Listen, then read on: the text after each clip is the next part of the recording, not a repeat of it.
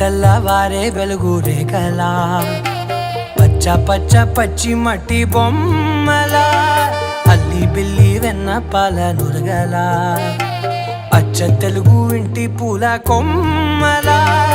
దేవదేవుడే పంపగా ఇలా దేవతే మా ఇంట అడుగే పెట్టెనంట బ్రహ్మ కళ్ళలో కాంతులే మా అమ్మలా మా కోసం మళ్ళీ లాలి పాడేనంట.